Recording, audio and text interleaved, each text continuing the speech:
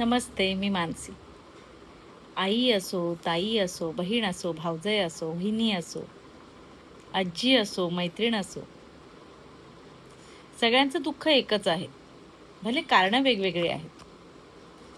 कारण रूपं वेगवेगळी असली, तरी स्त्रीत्व एकच आहे ना.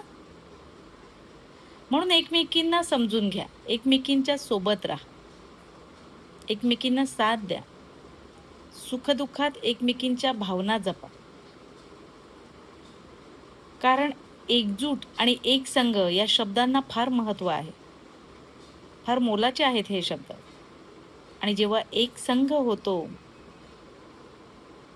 तेव्हा काय ताकद निर्माण होते. तुम्हाला ती गोष्ट माहिती आहे ना? एकीचे बळ.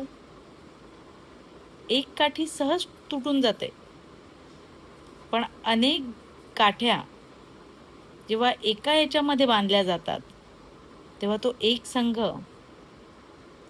तुटला जात नाही, तोडला जात नाही.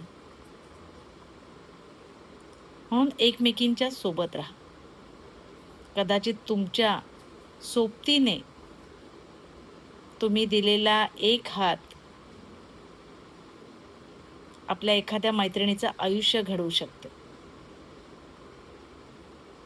तिच्या दुःखातून ती पुन्हा उभं राहू शकते. तुमच्या सहवासाने तिला एक चांगली मैत्रीण मिळून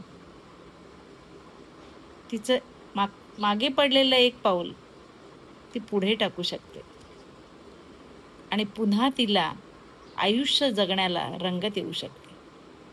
धन्यवाद.